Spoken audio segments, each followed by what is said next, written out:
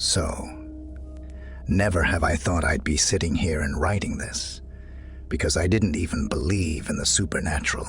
But here I am, recounting a chilling experience that forever changed my perspective on the world. It was the summer of 1997, when I left Nevada to work as a farmhand in New Mexico, on the Navajo Nation reservation. Little did I know, the dusty plains of the Southwest held secrets that would haunt me for the rest of my life. I arrived at the farm and was assigned a cabin, which I would be sharing with a half-Native American boy named Casa. Initially, everything went smoothly. The work was tough but satisfying, and Casa and I got along well enough. He was a reserved, enigmatic young man who had a peculiar fascination with Navajo legends, particularly those about Skinwalkers. He would often tell me stories about these shape-shifting creatures that roamed the reservation, and I would listen with a skeptical smile, dismissing them as mere folklore. One evening, after a long day's work, I decided to unwind at a nearby bar. Casa opted to stay behind. The night was uneventful, and I returned to the cabin, expecting to find Casa asleep in his bed. But when I entered the cabin, an eerie sensation washed over me, like a cold breeze creeping down my spine. Casa was nowhere to be seen. I called out his name, my voice echoing through the small cabin. The only response was the oppressive silence of the night. As I moved closer to the window, trying to peer into the darkness outside, I felt an unsettling feeling that I was being watched. It was as if unseen eyes were fixed on me from the shadows. Then, in the dim moonlight, I saw him. Casa stood just outside the cabin, his face illuminated by an otherworldly glow. He was holding something in his hand, something grotesque that made my heart skip a beat. It was a severed dog's head dripping with blood. I recoiled in horror, unable to tear my eyes away from the gruesome sight. Without thinking, I slammed the cabin door shut and locked it. My mind raced, trying to make sense of what I had just witnessed. Was Casa playing a sick prank on me? Or had something truly sinister taken hold of him? Throughout the night, I heard strange noises outside the cabin. Whispers carried on the wind, and eerie laughter echoed through the darkness. It was as if something was taunting me, mocking my fear. But the most chilling part was the voice. At times, I would hear Casa's voice calling my name from outside, but it sounded distorted, unnatural, as if it came from a twisted version of him. I huddled in the cabin, clutching a knife I had found in the kitchen. The hours passed agonizingly slow, and I could feel the weight of malevolence pressing down on me. Sleep was out of the question, as I knew that whatever lurked outside was not done with me yet. Then, just before dawn, as the first faint light of morning crept through the cabin windows, the harassment ceased, the unnerving sounds disappeared, and the feeling of being watched lifted like a heavy fog. I cautiously approached the window and peered outside, but Casa and whatever had possessed him were gone. With trembling hands, I gathered my belongings, and as soon as the sun fully rose, I left that cursed cabin behind. I didn't say goodbye to anyone. I simply needed to escape that place. I flew back to Nevada, hoping that distance would sever whatever connection I had to the nightmare I had experienced on the Navajo reservation. But the scars of that night run deep.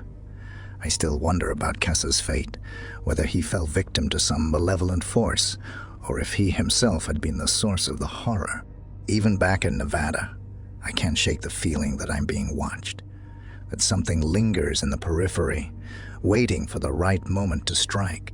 I live in constant paranoia, unsure if the entities that haunted that reservation can follow me across the ocean of time and space. My rational mind tells me it was all a delusion, a hallucination brought on by exhaustion and fear. But deep down, I know the truth. The supernatural is real, and it can reach out from the darkest corners of the world to touch our lives in ways we can never truly comprehend. And no matter how hard I try to forget, the memory of that night will forever haunt my dreams, reminding me that some mysteries are best left unsolved. About 3 weeks ago, my friend Eden and I decided to have a late-night adventure at the remote lake on the outskirts of town. It was the perfect spot for stargazing, and of course, a bit of smoking to unwind from the stresses of life. We parked our car by the edge of the lake, opened a pack of cigarettes, and leaned back against the hood while looking up at the night sky. The stars were brilliant, scattered across the darkness like diamonds. The sound of the gently lapping water and our hushed conversations created a serene atmosphere. About an hour into our session, as we marveled at the celestial spectacle, a bone-chilling sound shattered the tranquility.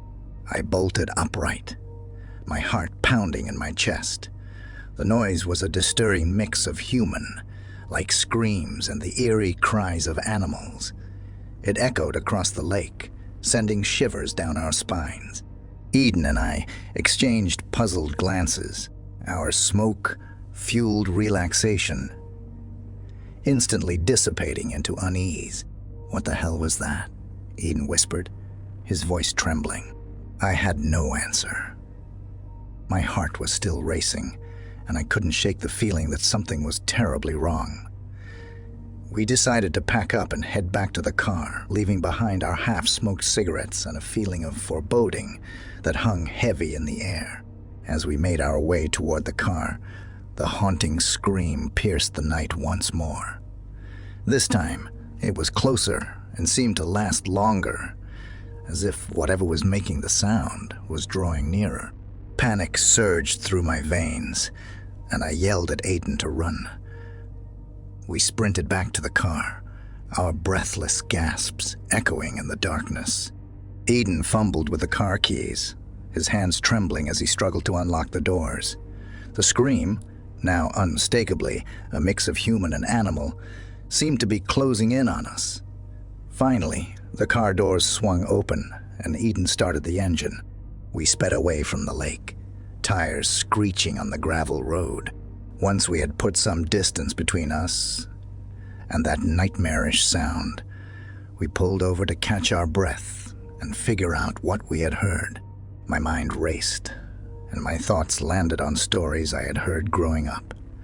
Stories of skinwalkers, malevolent shifters that could mimic human and animal cries. That sounded like a skinwalker, I muttered, my voice quivering. Eden nodded, his face pale. "We need to get out of here, man." As we sped back towards town, a sense of relief washed over us. But it was short-lived. We both knew we had encountered something unnatural, something that defied explanation. I couldn't help but wish we had gotten a recording of that dreadful scream. Something to prove that what we had experienced was real and not just the stuff of nightmares. About a year ago, I moved to a remote cabin in the heart of the Navajo Nation. It was supposed to be a peaceful escape from the chaos of city life, a chance to disconnect and find some tranquility. Little did I know, I was about to stumble into a nightmarish encounter with a skinwalker. The first strange thing I noticed was the eerie silence that enveloped my new home. It was as if the world outside had been muted. No chirping birds, no rustling leaves, just an oppressive stillness that sent shivers down my spine. One evening, as I was sitting on the porch, I heard faint footsteps in the distance. I couldn't see anything, but the hairs on the back of my neck stood on end. I brushed it off as my imagination running wild, but deep down, I knew something was off. Over the next few nights, things escalated. I began seeing strange shadows moving just beyond the tree line. At first, I convinced myself it was just the wind playing tricks on me. But then I noticed them getting closer, almost like they were circling my cabin. I decided to do some research and learned about the Navajo legend of the Skinwalker. They are said to be shifters who can take the form of animals or humans. My heart sank as I read the stories of their malevolent intent and their dark powers. One night, as I lay in bed, I heard a tapping on my window. My heart pounded in my chest as I slowly turned to look. What I saw still haunts my nightmares. A figure stood outside, bathed in an eerie moonlight with eyes that gleamed like burning coals. It had the body of a man, but the distorted, elongated face of a wolf. It grinned, revealing rows of razor-sharp teeth. Terrified, I pulled the covers over my head and prayed for morning to come quickly. The tapping continued, growing louder and more insistent. It was as if this creature was taunting me, enjoying my fear. I lay there, trapped in a waking nightmare, until exhaustion finally overcame me. The next morning, I decided to seek help from a local Navajo elder. I drove to the nearest town and found an elderly woman named Sarah, who was known for her knowledge of tribal legends. She listened to my story, her face growing grave with each word. Sarah told me that the Skinwalker had marked me as its prey, and that I needed to perform a cleansing ritual to protect myself. She handed me a small pouch filled with herbs and instructed me on how to use it. She warned me never to make direct eye contact with the creature and to avoid speaking its name aloud. I returned to my cabin, desperate to rid myself of this malevolent presence. As night fell, I could feel the Skinwalker's presence growing stronger. It taunted me with whispers from the darkness, calling my name in a sinister, echoing voice. I lit the herbs in the pouch and began the cleansing ritual, walking around the perimeter of my cabin. As I did, I caught a glimpse of movement out of the corner of my eye. The Skinwalker was there, lurking just beyond the reach of the cleansing smoke. It watched me with those fiery eyes, its grin widening. I completed the ritual, and as the final wisps of smoke disappeared, the Skinwalker let out a blood-curdling howl that shook the very foundations of my cabin. It retreated into the night, but I knew this wasn't over. I haven't seen the Skinwalker since that night, but I can still feel its presence, lurking in the shadows. I live in constant fear, always looking over my shoulder, wondering when it will return to finish what it started. I'm sharing this story, not just to get it off my chest, but to warn others who might venture into the Navajo Nation. The legends are real, and the Skinwalkers are out there, waiting for their next victim. Please, heed my warning and stay far away from the darkness that lurks in the wilderness. I'll just start the story from the beginning. A few friends, and I decided to meet up in a small, desolate town for a weekend reunion. We were excited to catch up with our buddy Eric, who we hadn't seen in ages. Eric had this secret lakeside campsite in mind, complete with a cozy fire pit for our gathering. As the sun began to set, we set up camp and started reminiscing about the good old days. It was all fun and games until twilight fell, and a weird vibe washed over Eric and me. One of our friends, James, had crashed out in the car, totally oblivious to the growing unease. Then, Eric dropped a bombshell. He mentioned the possibility of a Skinwalker lurking in the area. Yes, you read that right, a Skinwalker. Now, for those of you who don't know, these are creatures from Native American folklore.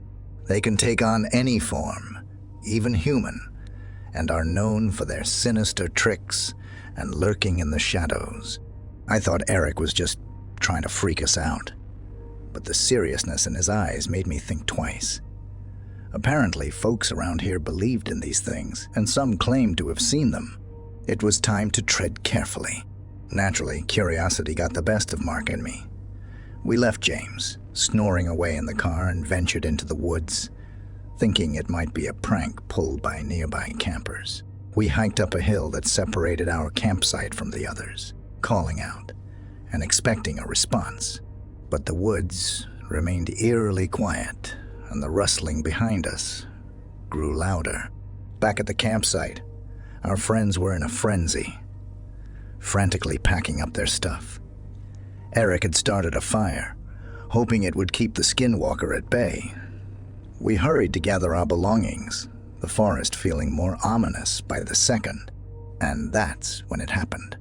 A spine-chilling scream tore through the silence, echoing from the other campsite.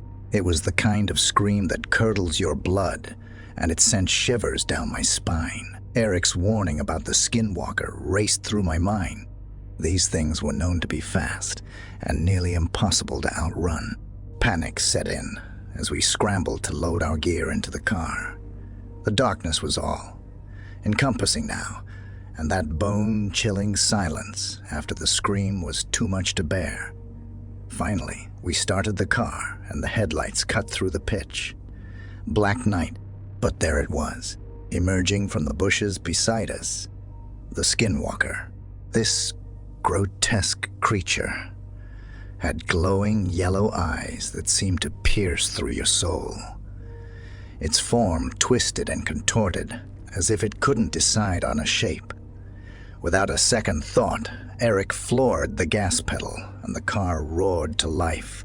The creature gave chase for a moment, its eyes burning like fiery orbs in the rearview mirror, before vanishing into the abyss. We drove on in harrowing silence, hearts pounding. That encounter with the Skinwalker was something straight out of a nightmare, a stark reminder that the world is far stranger and more terrifying than we can ever imagine.